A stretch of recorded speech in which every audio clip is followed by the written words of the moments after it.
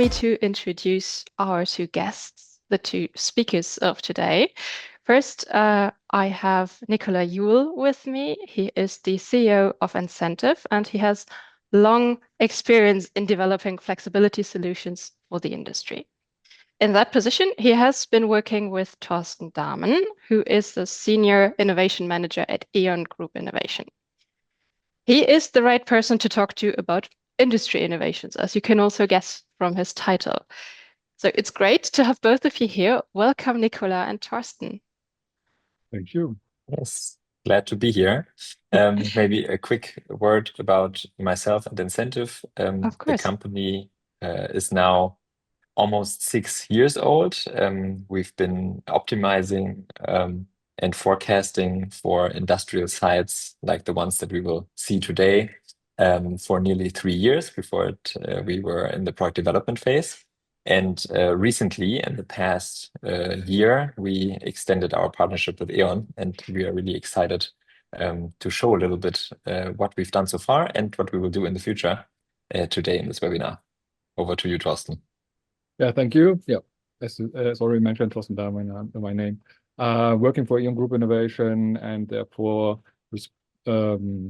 we are responsible for the group-wide innovation developments in different sectors.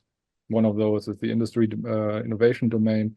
And in this regard, we are currently developing together with Incentive a new solution in terms of flex and in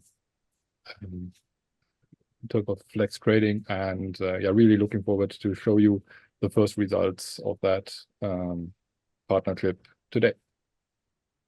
Yeah, very excited. Let's see what you have prepared. Thanks, Anna.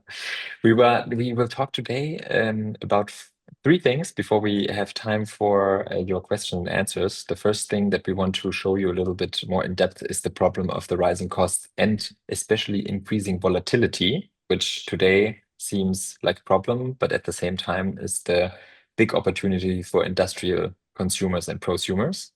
Then we will see how the problem of the volatility is matched by AI in the machine room. And I will show in depth why it is so important to bring the digital world of artificial intelligence to the physical world, where industrial high energy demand assets are working in all kinds of productions.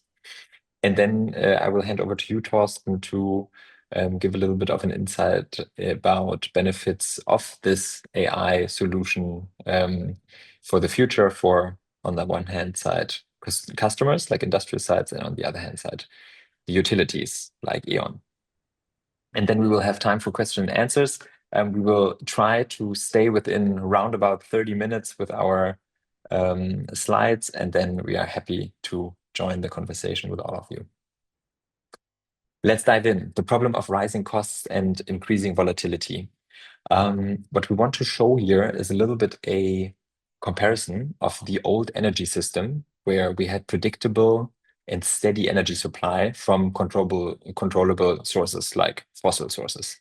And I think in order to understand what flexibility driven by AI really means, we have to first understand that the whole energy system got turned upside down by the introduction and the rapid growth of renewable energy sources. This means, and you see this on the right-hand side here, the new energy world is based on fluctuating supply from uncontrollable renewable sources, because now the availability of clean energy is based on the weather and not so much on when companies need the energy anymore. What is the impact on the industry of that? On the one hand, you have higher costs, and on the other hand, you have higher risks if you're trying to reduce these costs. To put this into numbers, we have on the one hand side, the doubling of the energy costs since 2020. And another number has risen even more, which is the volatility in the short-term electricity markets. And we will look a little bit more in depth on what that means in a second.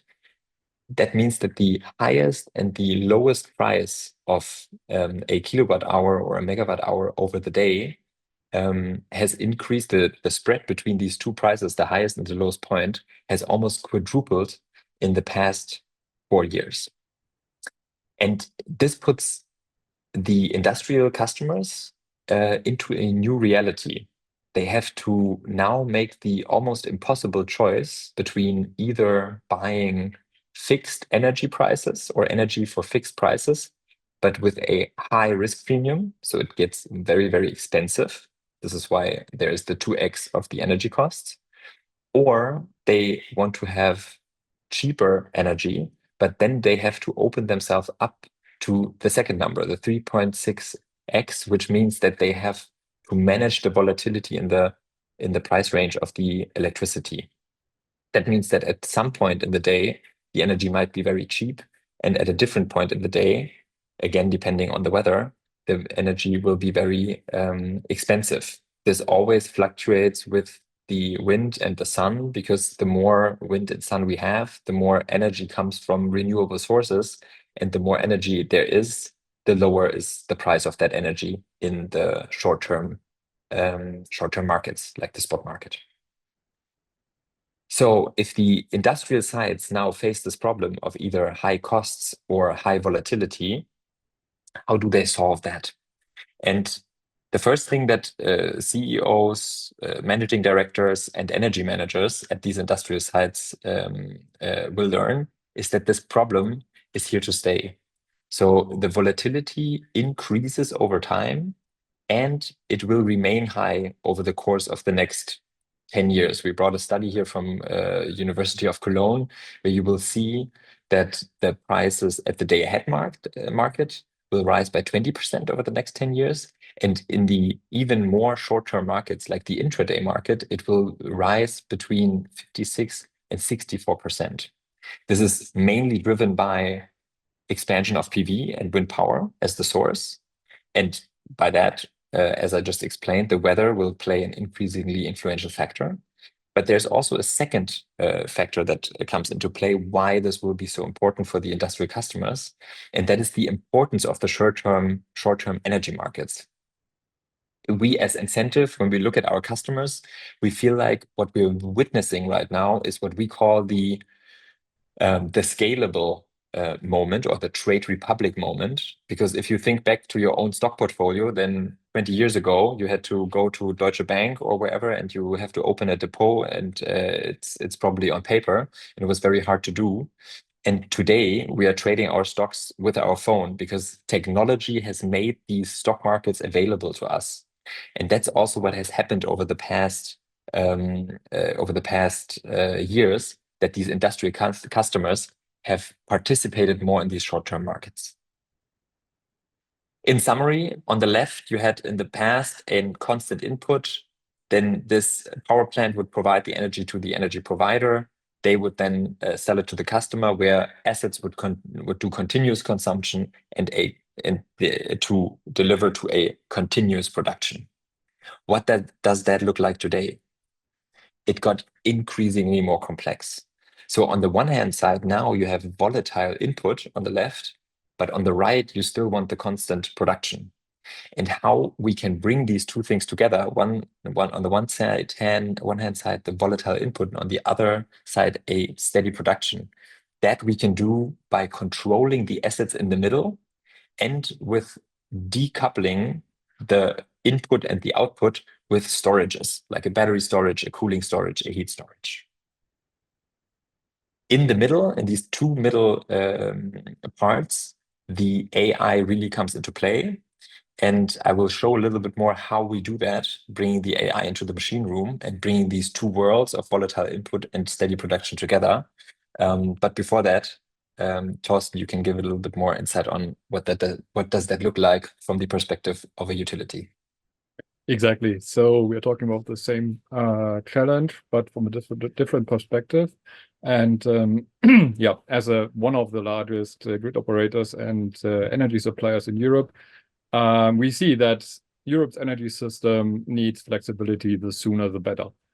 For example, just Germany needs 100 terawatt hours per year by 2035. To put that into a perspective, that equals to roughly 20% of Germany's entire electricity consumption in 2024, which again is more than the entire electricity consumption of Bavaria today.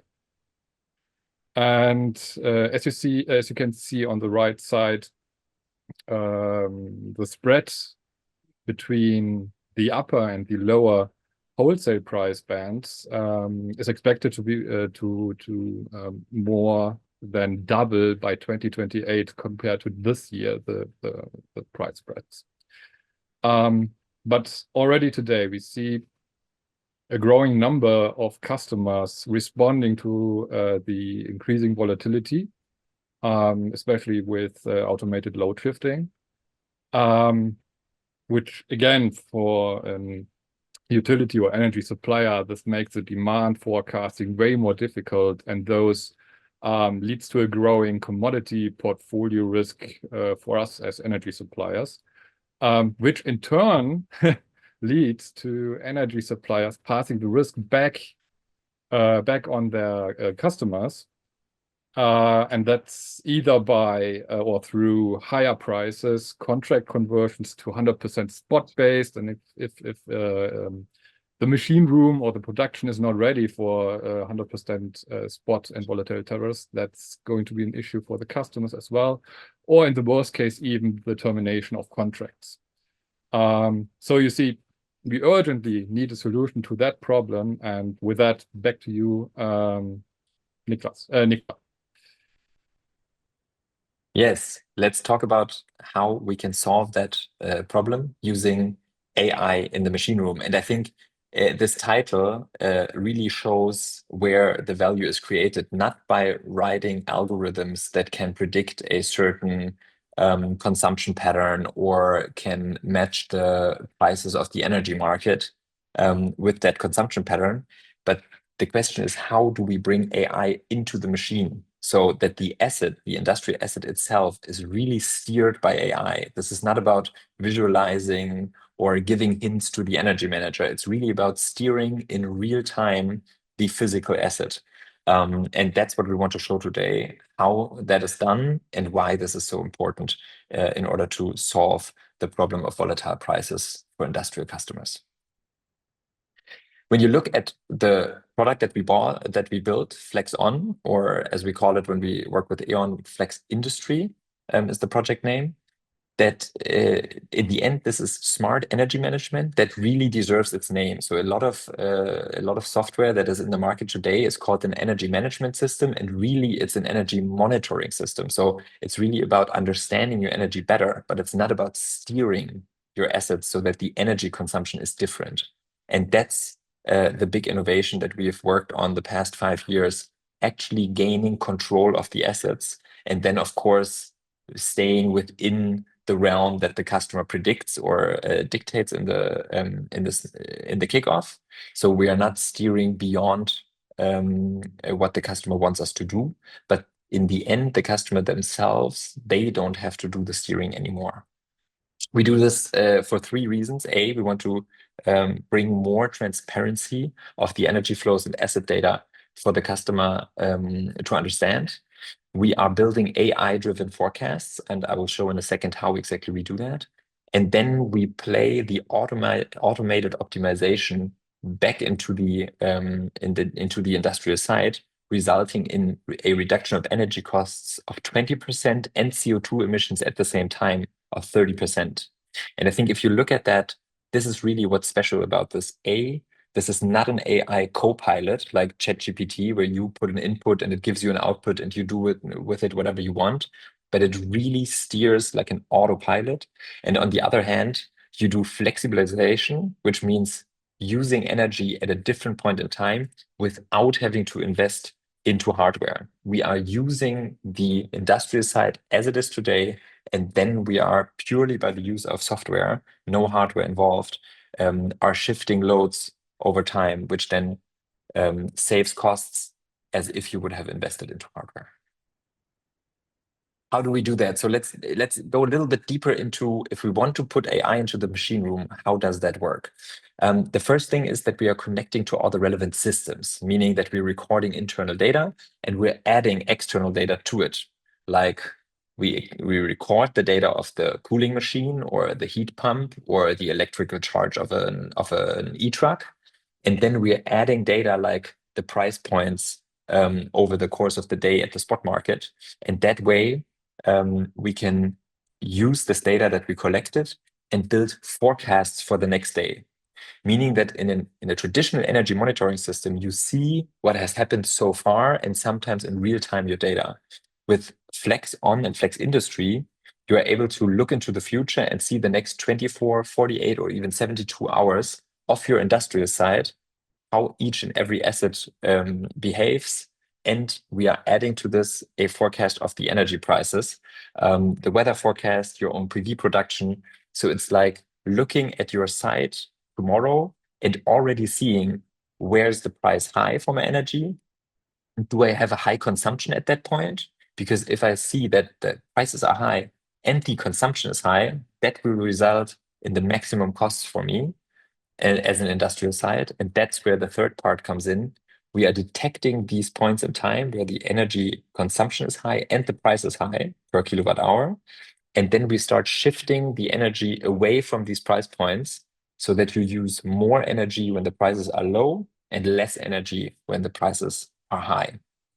And in the end, if that is running smoothly and we are collecting the data, doing the forecasts, bringing back set values onto the machines, then we can take this data and create this interface into the energy system, like we are talking about today, through E.ON, through energy traders, but also in the first point, and this is probably who's interested in this data the most in the very first step, to the people that are buying the energy internally for the industrial customer. What does that look like for a certain optimization goal? So let's say we want to shift our energy away from price peaks and into price valleys, or into the points in time where the energy is is the cheapest. On the left-hand side, we have an example of an industrial site where you have PV on the roof, you have a cooling machine, you have some heating processes, maybe they have a battery, a CPC or BHKW in German. And of course, you have the production processes and some charging. This doesn't have to be like the big e-truck charging. This can also be something smaller, like a forklift that is being electrically charged. We analyze all this data from the left side and bring it into the cloud and into our AI-based platform. And then we add the price curve of the energy price. And here you see that at night, the prices are rather low. Then we have a price peak in the morning when everybody is using energy. So there's more demand, so prices are rising. Then we have a valley again over the middle of the day because you have a lot of sun and a lot of wind. So there's more energy from renewables in the grid, and the prices are low. And in the evening, when the sun is going down, we have a price peak again. Knowing it beforehand that these prices will behave in that way, this enables the platform and the AI to write an optimized schedule for each and every of these little assets here on the left to behave in a way that we can circumvent using a lot of energy when the prices are high. What does that look like? Let's take a cooling machine maybe as an example. We know that in the morning, we will pay more for the energy that the cooling machine is consuming. So we rather use a little bit more energy at night when the prices are low. And because we use a little bit more of energy, so the whole warehouse is a little bit cooler now, we don't have to use as much energy when the price is high. So we basically pre-cooled the warehouse. We're doing the same thing over the middle of the day. The prices are dropping, so the algorithm says use more energy now. And then we are already prepared for the price peak in the afternoon. And here you see the more the price goes up, the more our consumption decreases. This is something that we do in real time and in reply to these price peaks and lows, which are different every day. Now we looked at one example, which is the market price optimization. So the input for the optimization is market price, and please choose the lowest market price possible in the limitations of constant production. But on the other hand, we can also optimize for any number of input variables. So one is market price. Another one is increased self-consumption. We just looked at the site and they have a lot of PV production. So if there's a lot of sun, they produce a lot of energy themselves, and obviously they want to use the maximum amount of that energy. Another thing is lower grid fees. And this is very interesting now what the AI does, because if you go solely for market price optimization, you would say if the price is low, pull as much energy from the grid as you can. At the same time, if you use more energy at once than you did before, your grid fees will be higher in the end because of the peaks in your consumption. So this means that at some points in time, the AI has to optimize for certain variables which are contradicting each other at the same time. And this is also something where the algorithm really does its work, that you're optimizing no matter how many limitations from the production side and no matter how many variables from the energy market, you always choose the cheapest way of consuming energy. What does that look like for a real example for, in this case, again, cooling machines, PV, electrical charging? Here we reduced, it's a refrigerated warehouse with a logistics company attached to it, and we reduced the grid fees by 30% by using atypical grid usage, or Hochlastzeitfenster in German. Then we reduce the energy prices on top of that. This comes from the price curve that we just looked at. So they are paying 16% less for the energy they use. This is not yet about using less energy. It's just about paying less for the energy you use. And then as a third factor, we even reduce the energy that they have used overall by gaining efficiency of 11%. And altogether, this means that they save 20% on their energy costs. And if you look at the CO2 values, then by the electricity that they saved, which is 135 megawatt hours, they emitted less than 314 tons of CO2 less than the year before. So if you want to hear more about these customer cases, we're always happy to also show other industries.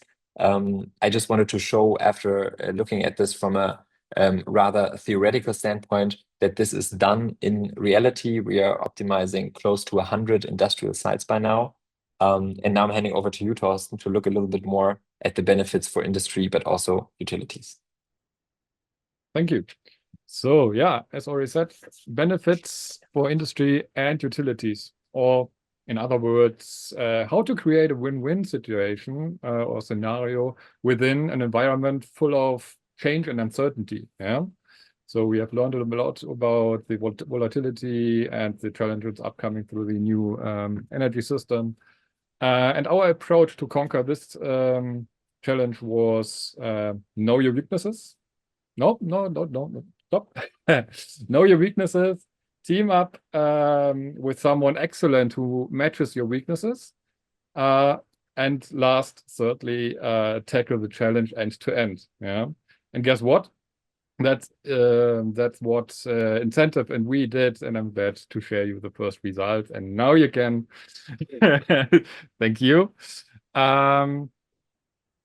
Yeah, so first we came, we came up with a set of bottom-up and seamless integrated optimization strategies, which are basically providing three things: the cost savings industry customers want, and asset dynamics the new energy system requires. Secondly, minimized commodity portfolio risks and enhanced energy procurement strategies the energy retailer wants or needs. And thirdly, access to reliable and predictable flexibility volumes energy traders are needing in order to place their bets on the markets. And next one, please.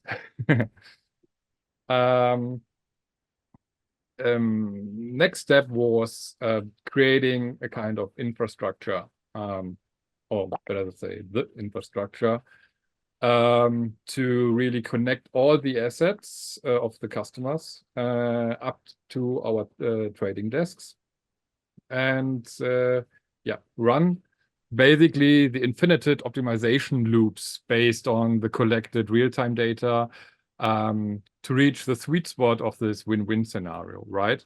And of course, to serve all the surrounding features and services, which is shown on the next slide, please.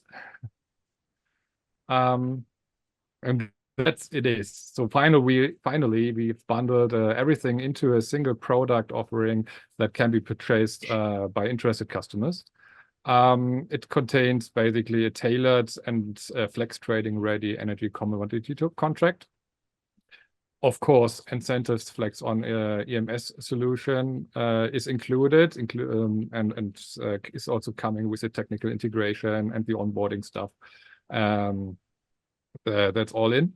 As well as the E.ON Smart Industry Optimization Services, which is basically the optimization strategies I showed 2 slides ago, which will then optimize your site, your multi-sites, whatever, on different optimization strategies tailored to your needs. And coming soon, also the possibility to be part of the flexibility trading, to play the flexibility generated on your side on the energy markets, to really participate on that market parts as well. So stay there. It's fine. It's fine. Which leads us to the question: who wins what in this win-win scenario, and what are the benefits generated by such a product? Please go on. So first, for the benefits for the industry, of course, industrial customers will see reduction in energy costs and CO2 emissions, like Nicola already showed at the example with the example of Peter Bade and many more. Industry customers will also see increased return on investments. Yeah, so meaning if you already had investments into battery storages, PV systems, and so on and so forth, you will definitely see a better ROI on that, as well as if you are currently planning to invest in such assets, the solution can also help you to really size the solution to your needs, to your specific needs on your side, or even in a broader context if you want to optimize on a, let's say, company level. Yes. Thirdly, you can take advantage of the dynamic markets by or including minimized risks. So this solution ensures that you will have always the right setting compared to the market dynamics, and even if there are short-term price movements, you are able to conquer those price movements with how to say, a guaranteed reaction of your consumption or your assets, better say. And I think that's also one of the most important points and benefits for customers running a business, actually, and earning money with a business, and it's not core business of energy trading or having improved energy procurement strategies, is the customer keeps full control over their systems and processes, meaning that solution here is a bottom-up process or bottom-up approach. There's no one coming from the market side, so no trader at all involved, who's how to say, dictating a certain asset behavior to a certain point just to realize, I don't know, 10 cents in a spread for a single trade. Yeah, That's really important. So we ensure basically bottom up that a certain amount of flexibility potential is always available, which can then safely hand it over to the traders, which then can reliably do trades. And that brings me to the next slide, please. What are the benefits for utilities? So the top 4, there are many more actually. You're finally getting insights behind the meter. That's even in 2025, not the easiest job to do and the easiest insight to get. So meaning you're getting high resolution load profile data from your customers and their consumption patterns, and including forecasts. So you can really better predict your portfolio, etc. Of course, you could also generate a stronger customer retention, since there's a way closer binding in your relationship. It's not just a contract, it's a solution, it's a product, it's a process, it's a teamwork. That's important. Certainly, you are getting access to an untapped flexibility engine.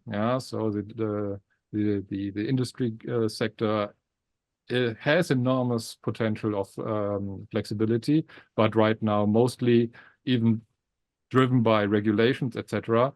An untapped flexibility pool, and that's already existing. And we, with that solution, we can finally get access to it and make use of it.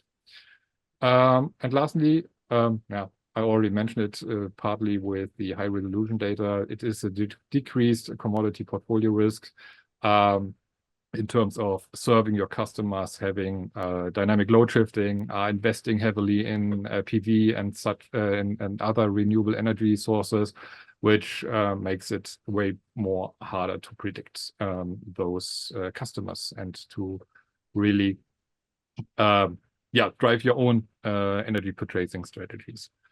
And last slide from my point is the significance for E.ON in special. So of course, we're always striving for solutions which are creating a win-win situation for customers and the E.ON group at all. And in this case, we also did it despite dynamic market conditions. So we are really tackling the coming future. Of course, we love to see that our end customers can benefit financially there, and it's next step. The enabler of all that is incentive. So we see incentive as an enabler and a future key player in this new energy system. And we want to actively support incentive on this growth path. And this partner enables us additionally to offer suitable products for the new energy world and stay or remain relevant to that market, right? And overall, for the market such solutions bring greater stability and the security of supply at the end of the day. Maybe if I can add to that a little bit, Thorsten, is the strategic decision that you have to make as a new founded company. Like, I mean, Incentive is 6 years old. You can try to be a neo utility and trade the energy yourself and do it all. Or I think you can also be very, very focused on what you do best. And for us, this is really connecting AI with the physical world. And then you enable the big players in the market, like an E.ON, to offer the best combination of their product that they have been experts in and the market leader, biggest in the market for the past years, and you enable them to do something better rather than trying to do it all as a newly founded company. And I think that's also what we really value about this partnership. And I think what the customer also benefits most from is that working with both-sided experts, but now brought together in one product. And we're really looking forward to offering that to new industries, new sites, and of course now answering all kinds of questions about the things that we have said so far. So in that case, get in touch, really looking forward to fruitful conversations and discussions. And now we have time for questions and answers. Yeah, thank you very much for these insights. Yeah, as you said, please do send us your questions. Please use the chat or the F&A tool. Maybe while you type, I have a starting question for you. You said that, Nicola, you already have about 100 industry clients or different industry sites in your portfolio. And you were talking about one example from the cooling industry. But then on all the other slides, I only saw this very anonymous industry factory icon. Can you maybe elaborate a bit more where do you get the questions from? Where's the demand for your solutions? Yeah. So what we see is that the higher the energy consumption is on a single produced item, the higher the demand for flexibilization, right? So in overall, you could say if you look at industry and you say highly energy intensive processes, then this is a first indicator for flexibilization is probably an important issue, or at least energy cost is an important issue. If you drill down into the asset level, then you see that the first big lever that you can pull in terms of flexibilization without a battery, just with your existing infrastructure, is heating and cooling, or in other words, thermodynamic processes.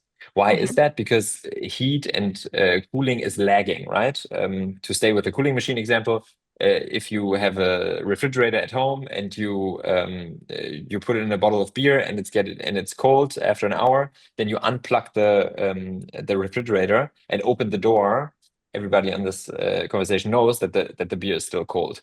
And using that, as trivial as it sounds now, in response to the ever-changing energy prices in the market, grid fee, own PV production, using that lagging of the cool and the cold in the refrigerated warehouse makes, in the end, I just said beer in this example, but we also have a big pizza producer as our customer. The pizza itself becomes the energy storage. And that's also what's so interesting about it. On the one hand, you have to really understand, you can't just write any algorithm. You really have to understand in depth how a cooling machine works in order to steer it in the right way. And on the other hand, you have a physical product that stores the energy for you instead of buying a battery that you only invest in to then flexibilize your energy consumption. Yeah, that makes sense. So a question from the chat really ties into this, I think. So when you have one site that you want to optimize, how do you then select the variables for predicting the energy load? Is there generic things like temperature outside, or is there anything that you specify on? Yeah, very good. So I think the answer is twofold. One is specific to the industrial side, meaning, do they have a PV production? Yes or no? If they have one, then we are not buying the forecast for the PV production, but rather we are buying weather data, and then our algorithm predicts how this PV how the PV production will behave on the following day based on that weather data. So some of these things are really standard, right? So the weather data, for example. On the other hand, you have very specific things that the customer has to pick and choose. So that means, what is more important to them? Low energy costs or low CO2 emissions? Sometimes these can vary differently. Or do they want to go for peak shaving, just in general, having less peaks and therefore less grid fees? Or are they really trying to achieve a typical grid usage, which is a different algorithm and a different optimization goal, also reducing the grid fees, but on a different path, if you will. So this means that on the one hand side, we have some standard factors that always go into the forecasting and the optimization, and on the other hand, you really have almost like a workshop interaction with the customer, saying, what is it that you want to optimize for? Because in the end, the AI doesn't mind. You can put in any optimization curve, right? We could even steer your heat pump for the DAX curve at the stock market, although this wouldn't make any sense, but the AI really doesn't care. Mm-hmm. And so let's say as a client, I say I want to have a load shift. And how do you make sure that when you look at the load shift, that doesn't cause another peak later on or earlier compared to what you have analyzed?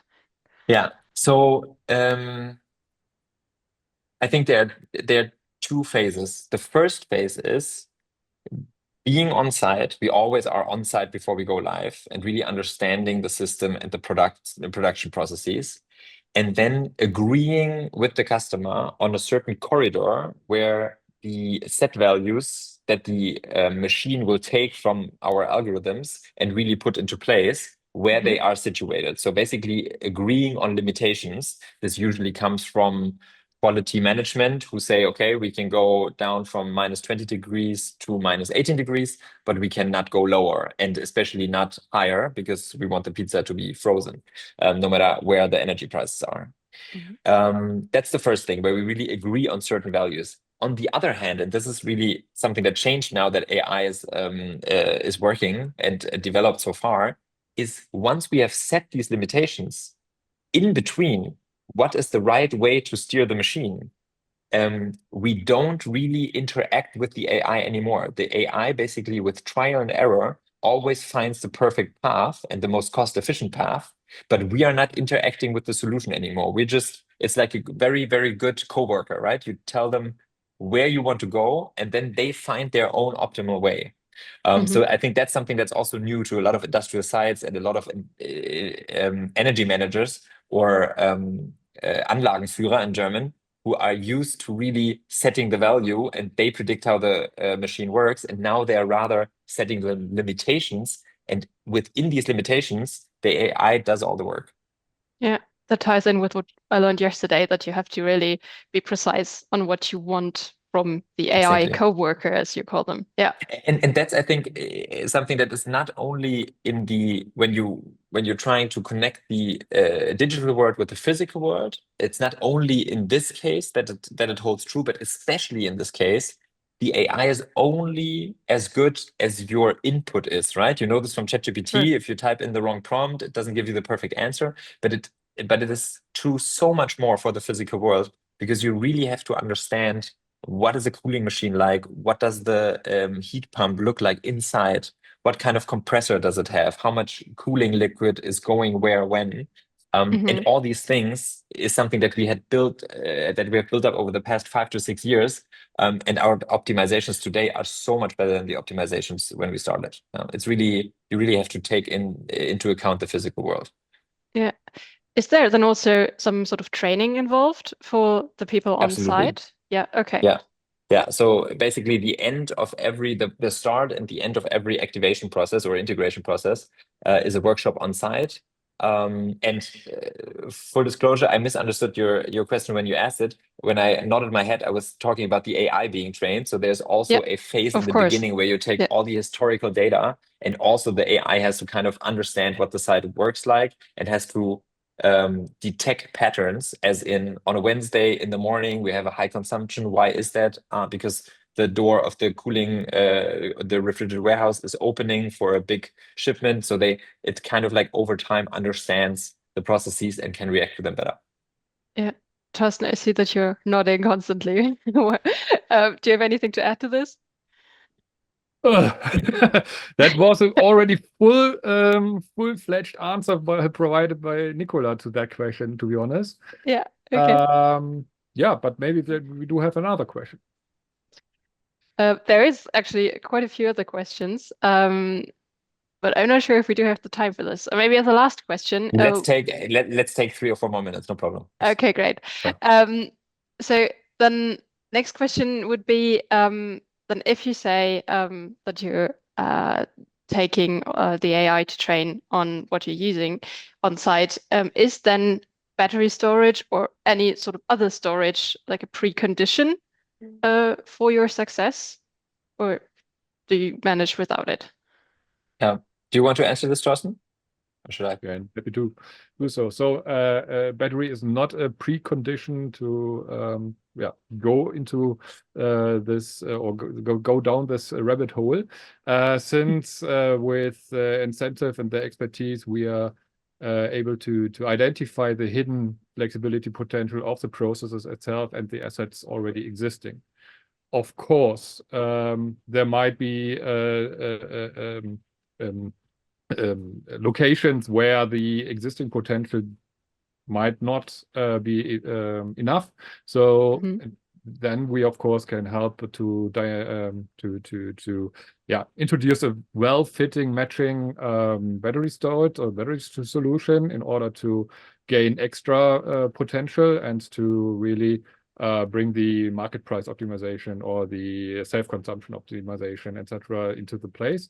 But basically, our first approach is going with the existing potential, which is already there, to keep the investment barrier as low as possible, and take the story and the flexibilizations journey of the customers from there. That's our approach. Okay. Yeah. So then first take the first steps that are possible with what you have, and then maybe add to this later on. Yeah. Yeah, I think Makes there are two perfect things sense. that we can do very well with batteries. One is sizing them, so understanding what is, if you know all the data from all the machines, and you know not only when the energy is consumed, but also for what, you can really size the perfect battery.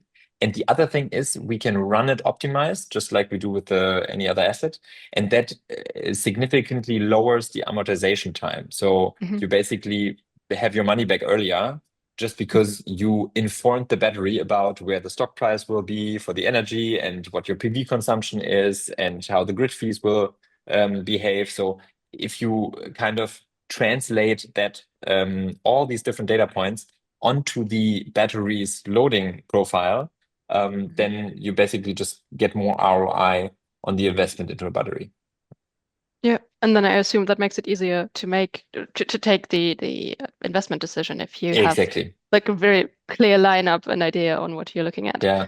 Yeah. We have one feature of us is basically giving you a digital twin of a battery into your system. So if you have Flexon already and you see all your industrial assets, which are actually there in the physical world, you can add a digital twin of a battery to it so that in your software, it looks like you already invested into it. And then you can see how much money you saved every day. And energy managers love this because then they can go to the managing director or the CEO saying, by now, after a week, we would have saved so much money if we had the battery already. And if they don't get the budget, they can come back later and say, a month later, by now, we missed out on so many savings.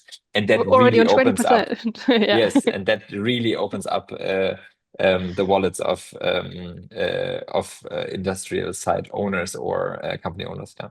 Yeah. Wonderful. Well, listen, it's been so great to talk to you. Thank you for your enthusiasm, especially like at the very end now for the questions and answers. That was really great. Always the favorite part. Okay, that's wonderful. Then maybe next time we'll just have a chat on this and invite people to ask even more questions. For now, I mean, you've already shown your contact details, but I know that your contact details are also on the eWorld community page. So if anyone seeks a one-on-one, you know where to find the two gentlemen. So for now, thank you very much for spending this lunchtime with me. Thank you for your time and preparing this. That was a wonderful fourth chapter to our series. Do you have any final words? Anything you'd like to say? No, just thanks for having us. I'm really happy to talk about this more. As you already picked up on, we're excited about this product. We could talk about it for days. So reach out and you will hear more about it from us. Yeah, it was a that's pleasure great. to be here. And I think you will be in person at eWorld in February. So Absolutely. another option to meet you there. Yes. Okay, tomorrow, just as a last outlook for this session, tomorrow we are reaching the final show of our series, and we will have a look at the regulations. So European AI Act is the keyword that my colleague Kirsten will dive into with guests from the Bitkom Association, so they really know how to implement that in your company. So yeah, it was wonderful to have you here, as I said, and I wish you a wonderful afternoon. Thank you so You much. do. Thank you. Thank you everyone for listening. Thank you. Bye. Bye Bye bye. bye.